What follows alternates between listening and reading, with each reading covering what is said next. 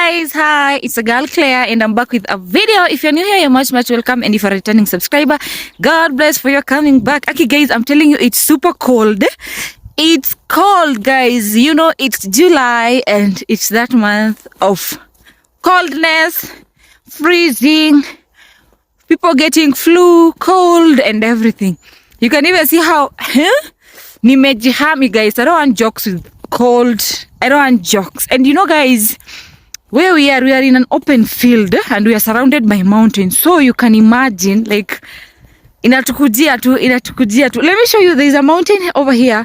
It's called Mount Eburu and it's super foggy. So I can imagine the people staying there, how they are feeling right now. But guys, make sure you keep warm.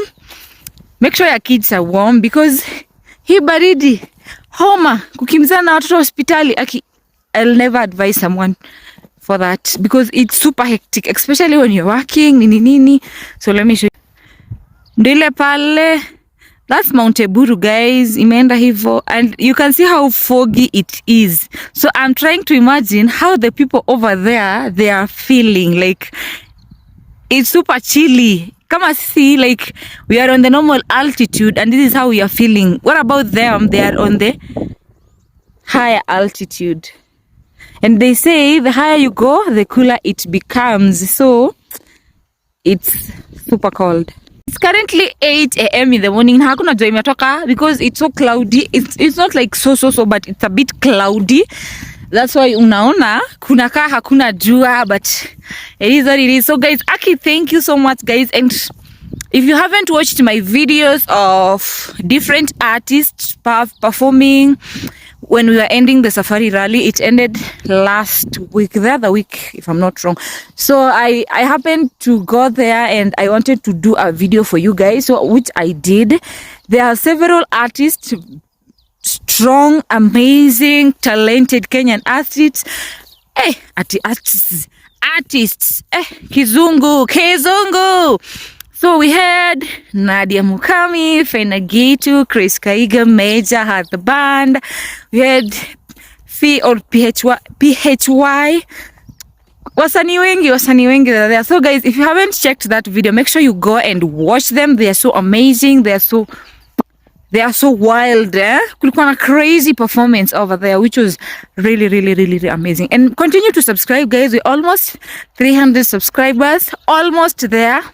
It's a continuing and how do you say it, like nika process flani, which is I'm loving it, I'm enjoying it. Like getting a subscriber in a day, 2, 5, 10, it makes me so happy. Like I'm like, wow. So there are people who really love my content and nanifanyanga tu nasikia I need to do more of content for you guys.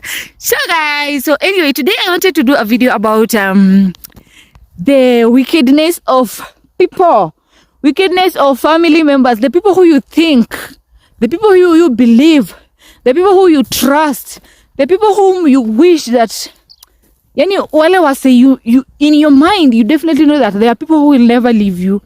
In your mind, you know that there are people, those people, they're the people who will be there for you in every situation. Hi, but you know what guys? What if it turns out to be not the thing, or it turns out to be not what you have been thinking or not what you have been expecting? How will you handle it?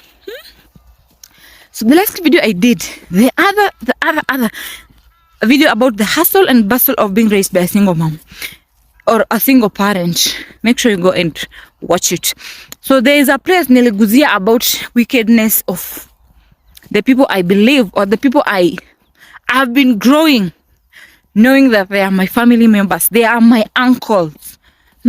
So even though we don't share the same grandmom, but we share the same grandpa, because you guys, you know, in the olden days people used to marry so many wives because people had wealth and it wasn't a problem. Like it was like a trend, a trending thing for someone to have 2, 3 wives to inherit. So it wasn't a big deal. So that is the situation with us. My grandpa had 3 wives, of which my grandma is the last wife. So we have the first one and the second one. So the first wife, like the first the first children from my, like, they happened to kusoma mapema because you know my grandpa was still energetic and everything. They happened to kusoma vizuri, wakakuwa na kazi nzuri, and yani mimi aki guys. Anyways, so the first, like my uncles, my aunts, ni watu walisoma vizuri. They happened to get good jobs, and you know those days my grandma used to tell me that ukikuwa na mtoto and then it happens that for that kid I am a university, because it was something very very rare for children to be taken to university, because ilikuwa very rare. Universities zilikuwa zile moja moja. It's not like nowadays universities are a lot and everything. So they had that chance, wakasoma. Children from my second grandma also had the same opportunity. So for my grandma, even though alisoma, yes, but it's not that much like ile ya sana, but they were able also kupelekwa colleges nini, and they were able to kujisimamia in a way. So guys, na hema, it's because I'm walking. Siwezi simama tu, I'm walking. So continuing with the story, the problem is my grandma had 6 kids. Bad luck, 4 of them died, which makes her remaining with how many kids? 2 kids, because my dad was the first one, and then my uncle, and then my aunt, and then my aunt. And then it became like ilikuanga trend, because my dad died in 2003. We rested for 2004. 2005 my uncle died. 2006 we rested. 2007 my aunt died. So from there then my this other aunt died in the year 2019. So it became super hard for my grandma, for us as a family, because we lacked support. We lacked people to be there for us. Those are my uncles from my other grandmas. They turned out to be not loving, not supporting the way we expected them to be. So things became worse when my aunt died in the year 2007. That is when now things turned hectic. Things turned to be different. Mambo ili change once. My uncles came up and started saying that, considering the fact that now my dad and my brother to my dad alikuwa amekufa, so it was remaining my only one dad, and on the side of my dad I only have one brother, and the other uncle of mine who also died in 2005, he left only one girl. So they came up saying that there is no point of us having a farmland when we don't have boys, or rather when we don't have sons who are going to inherit that farmland. The only thing we are having, it's graveyards. Ni makaburi tuko nayo. Tunafanya nini shamba? Na tuko na makaburi, hatuna watu. You can imagine someone telling you something like that. That thing, it's still paining us until today. Even though anasemanga you forget, but there are things kuna vitu zenye it's very hard for you to forget. Me, I was young, because 2007 I think nilikuwa class 5, but it's still ringing in my ears like nimeambiwa jana. So that farmland, it was our only source of hope, because when my dad died, my mom alikuwa housewife, as I told you guys. My uncle akakufa, my aunt akakufa, so tukabaki na only 2. Tumebaki na only my aunt and my other uncle, and also wako na familia and everything.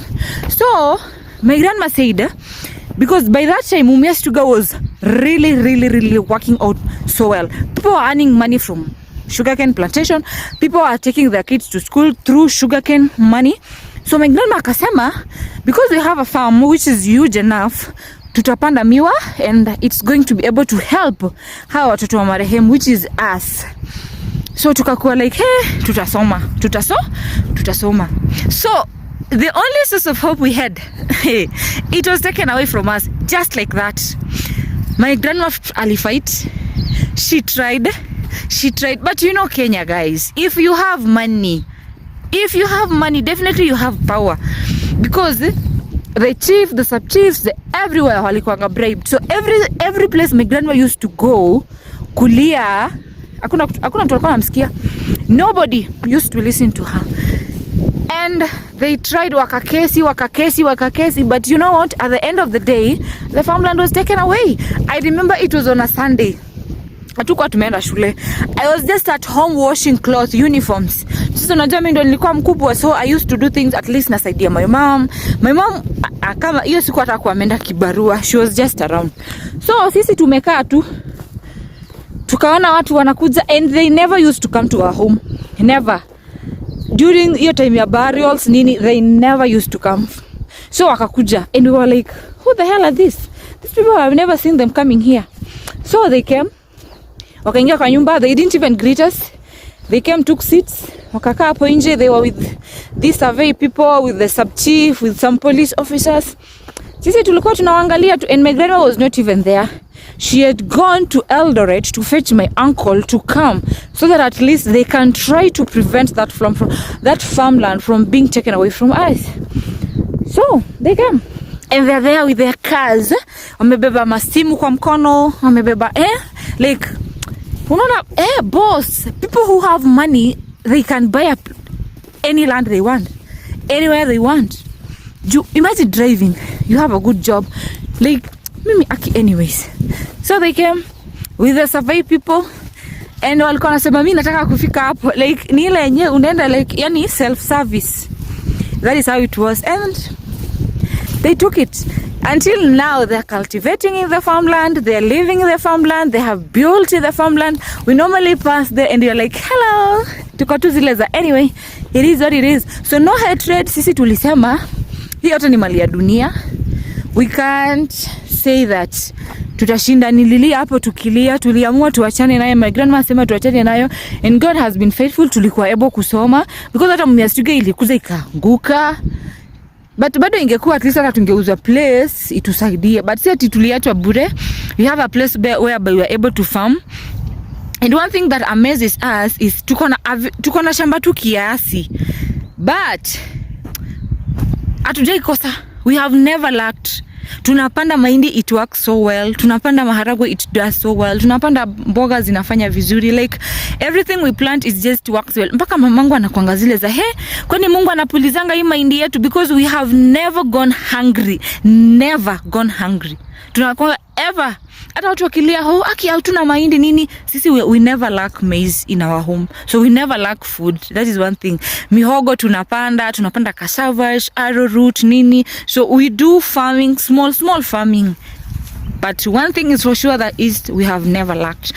So guys, that is what I wanted to tell you, that they are those family members. Imagine my uncles. They're the people whom I knew that nikikosa school fees, I'll run to them and be like, aki uncle nimefukuzwa, aki uncle nahitaji school fees, aki uncle my shoes have worn out, aki uncle my uniform is torn.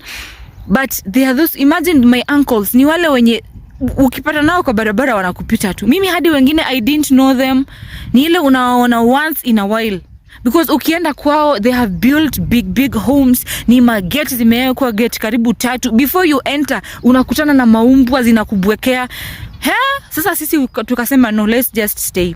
So guys, if you've ever been in such a situation whereby you have people whom you share the same blood, but they are more wicked than hadi unko like heri a stranger, because this one is a person whom you're sharing the same blood, but the way this person is treating you, it's not in a human form. This person is treating you as if you are nothing. What if tomorrow changes and I become someone important? What will you do? Will you come back and beg, or will you come back and ask me for forgiveness?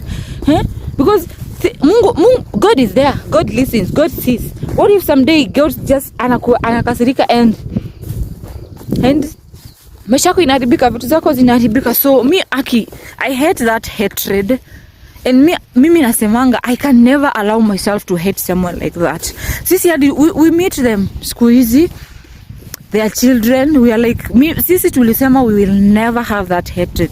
Sisi we talk to one another, tunasalimiana, tunaongea. Tulisema hiyo ilikuwa ya our parents, ikae huko na ibaki huko na isikuje kutusumbua, unaona? No, guys, so it's all about being prayerful to God, as I always say. Learn to be prayerful, because these things happen in so many families. These things are there. There is hatred. There is so much like pain for one another. So let's learn to be prayerful. Let's learn to ask God for peace to exist. What if that person gets a problem? Will you be able to help that person? If you have that hatred in you? So let's be prayerful, and Mungu usikiza. By the way, that's one thing I've learned. God listens. God listens, and God can change. God can move mountain. See what he can. God moves mountain.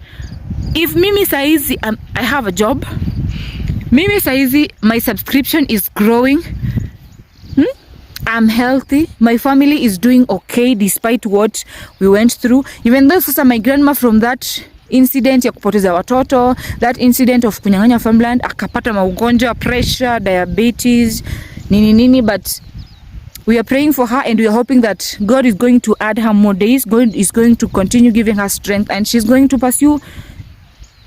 Ataishi muda mrefu. It doesn't matter what she has gone through. So learn to be prayerful, guys, and learn to forgive, because forgiveness is the best. Because once you forgive someone, utasikia very light, and you're going to feel like, anyway, hii kitu ilikuwa nimeiweka kwa roho kwa nini, and it's gone, and I'm okay. So thank you so much, guys, for watching today's video. Hope you have enjoyed it. Remember to subscribe. Until next time, bye bye. God bless.